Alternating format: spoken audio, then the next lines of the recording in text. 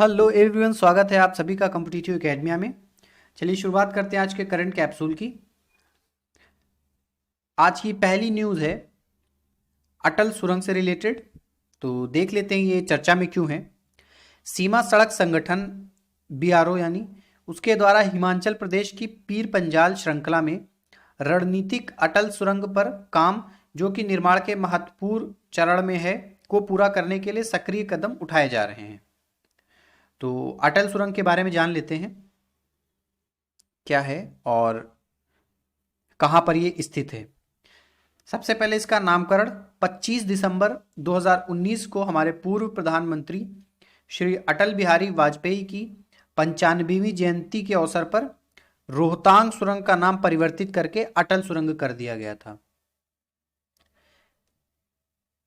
ये रोहतांग दर्रे के पास है और नवंबर से मई के बीच में बहुत ज़्यादा बर्फ गिरती है, तो 6 महीने के लिए ये जो मनाली से लेह का मार्ग है ये बंद हो जाता है।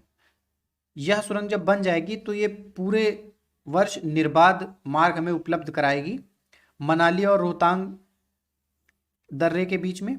इसके अलावा मनाली रोहतांग दर्रा और सरचू लेह मार्ग के बीच में 46 किलोमीटर तक जो दूरी है उसमें कमी लाएगी ये सुरंग। तो इसलिए हमारे लिए रणनीतिक रूप से बहुत महत्वपूर्ण है कि एक तो पूरे समय के लिए आवागमन सुनिश्चित करेगी, दूसरी बात 46 किलोमीटर की दूरी कम कर देगी। और पहाड़ी क्षेत्रों में 46 किलोमीटर दूरी का मतलब होता है कि मैदान क्षेत्रों की अपेक्षा ये बहुत ज़्यादा है। सुरंग के जरिए लाहौल के लोगों को शेष भारत से जोड़ने के अतिरिक्त यह सुरक्षा बलों को आगे की कनेक्टिविटी के लिए एक प्रमुख रणनीतिक लाभ प्राप्त करने में सहायता करेगी। तो अगला देखते हैं, पुलित्जर पुरस्कार चर्चा में क्यों है। 3 भारतीय पत्रकारों ने फीचर फोटोग्राफी में पुलित्जर पुरस्कार 2020 जीता है। ये कौन कौन है? डार यासीन, मुख्तार खान और चन्नी आनंद। तो ये सारे जम्मू एंड कश्मीर के हैं। अब अलग अलग हो गया तो हाँ, फिलहाल ये जम्मू कश्मीर में ही के ही हैं तीनों। इस पुरस्कार के बारे में कुछ जान लेते हैं। इस पुरस्कार की शुरुआत 1917 में की गई थी। हंगरी मूल के एक अमेरिकी प्रकाशक थे जोसेफ पुलित्जर, उन्होंने शुरुआत की थी। अपनी जो भी संपत्ति है इस पुरस्कार में दे दी थी कि इससे कुछ लोगों को पुरस्कार दिया जाएगा जो कि पत्रकारिता, साहित्य रचना और संगीत के क्षेत्र में उत्कृष्ट योगदान करते हैं। जैसे कि नोबेल पुरस्कार में अल्फ्रेड नोबल ने अपनी संपत्ति दे दी थी, उसी के इंटरेस्ट से दिया जाता है पुरस्कार प्रत्येक वर्ष।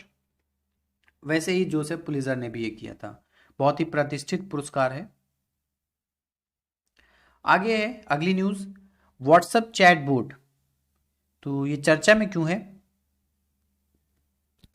पॉइंटर इंस्टीट्यूट के इंटरनेशनल फैक्ट चेकिंग नेटवर्क के द्वारा गलत सूचना के प्रसार को रोकने के लिए व्हाट्सएप चैट बोट, ये बोट होगा, इसको लॉन्च किया गया है। इसके द्वारा व्हाट्सएप के ऊपर जो कोविड-19 से रिलेटेड वायरल फेक न्यूज़ चल रही है उनके सत्यता को ये बताएगा। इसमें क्या होगा कि एक नंबर है, उस नंबर को आपको सेव करना होगा और उसके ऊपर हाई लिख के भेजना होगा, तो ये चैटबॉट एक्टिवेट हो जाएगा। उसके बाद जो भी कोविड-19 से रिलेटेड न्यूज़ चल रही हैं, वायरल और फेक न्यूज़, तो उसमें सारी न्यूज़ होंगी, उसको आप खोल करके देखेंगे तो उसमें आके दिख जाएगा कि कौन सी गलत बातें इसके बारे में बोली जा रही हैं और सही न्यूज़ क्या है। तो इससे क्या होगा, फेक न्यूज़ के ऊपर लगाम लगेगी, उनको कर्व करने में सहायता करेगा। ये नंबर दिया गया है जो व्हाट्सएप यूज़र को सेव करना होगा और हाई लिख के भेजना होगा एक्टिवेट करने के लिए। और ये फ्री है चैटबॉट, इसमें कोई पेड नहीं है, कोई भी इसको कर सकता है। इंटरनेशनल फैक्ट चेकिंग नेटवर्क, ये दुनिया भर में जो फैक्ट चेकर्स होते हैं उनके लिए एक मंच है। ये pointer institute for media studies द्वारा होस्ट किया जाता है। ये संगठन सार्वजनिक आंकड़ों, प्रमुख संस्थानों और समाज के हित के अन्य व्यापक रूप से परिचालित दावों द्वारा तथ्यों की जांच करता है। तो मेनली ये जो फेक न्यूज़ होती है उनको बस्ट करने का काम करता है हर जगह पर। इससे लोग जुड़े हुए हैं हर देश में। तो वैसे ही ये चैटबॉट होगा, जहाँ की न्यूज़ होगी वहाँ पर जो फैक्ट चेकर्स होंगे उनके पास वो न्यूज़ चली जाएगी और वो चेक करके जो सही न्यूज़ होगी वो डाल देंगे।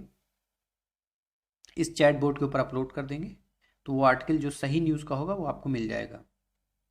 अगला है year of awareness on science and health, यश के बारे में। ये 2-3 दिन पुरानी न्यूज़ है, ये आर्टिकल छूट गया था, इसके बारे में कुछ मिल नहीं रहा था, तो दोबारा से इसको कर लेते हैं पूरा।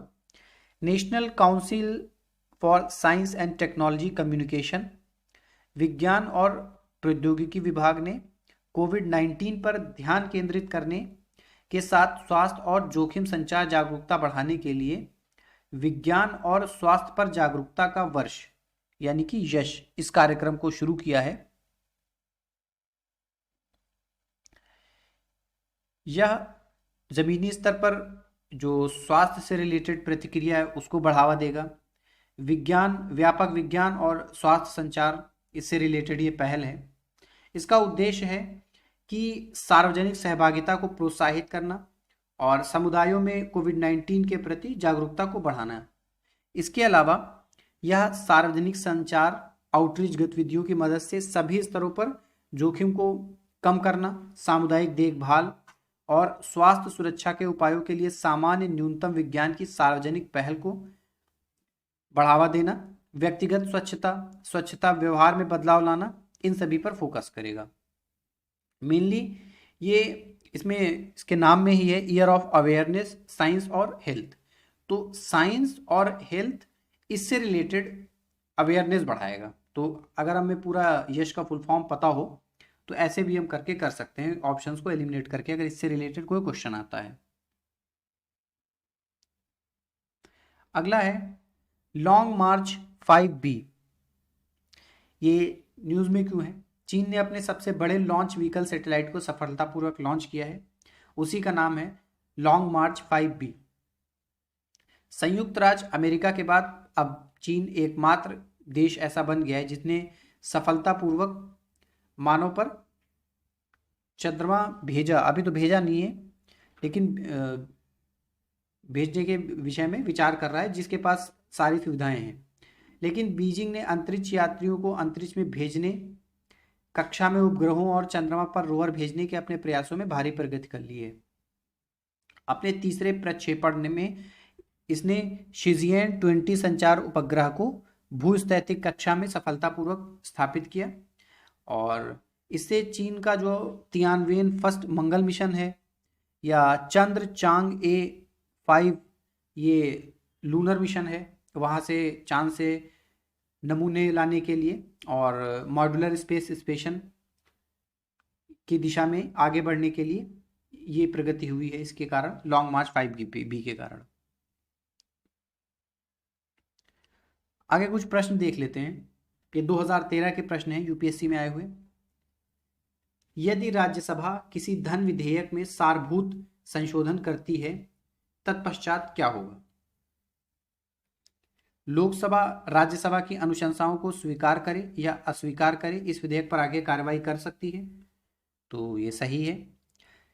लोकसभा आगे विधेयक पर कोई विचार नहीं कर सकती, गलत है। लोकसभा विधेयक को पुनर्विचार के लिए राज्यसभा को लौटा सकती है, ये भी गलत है।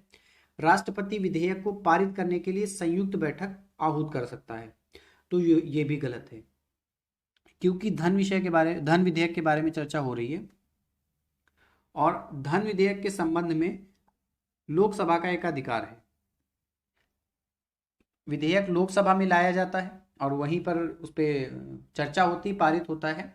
हाँ, चर्चा के लिए वो राज्यसभा में भेजा जाता है, राज्यसभा उस पर चर्चा कर सकती है, संशोधन के सुझाव दे सकती है, लेकिन उसके सुझाव बाध्यकारी नहीं है।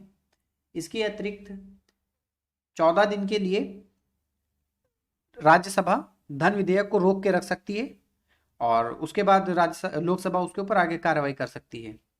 तो अगर इस पे एक अधिकार नहीं है तो फिर इसमें संयुक्त बैठक की भी कोई चर्चा नहीं होगी,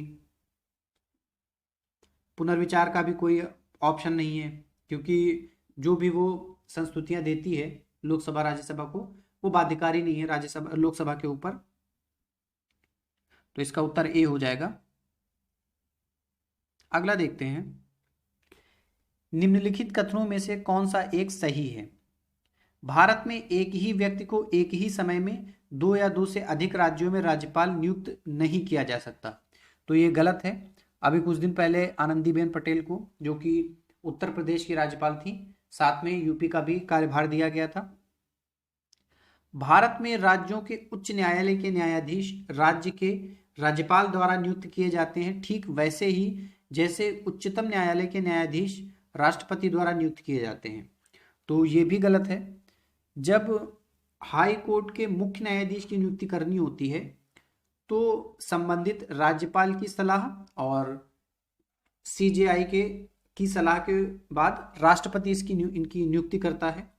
वहीं जब हाई कोर्ट के अन्य न्यायाधीशों की नियुक्ति करनी होती है तो संबंधित राज्य के राज्यपाल उस हाई कोर्ट के मुख्य न्यायाधीश और सुप्रीम कोर्ट के मुख्य न्यायाधीश की सलाह के बाद राष्ट्रपति नियुक्ति करता है, यानी कि राज्यपाल नियुक्त नहीं करता है, राष्ट्रपति ही नियुक्त करता है।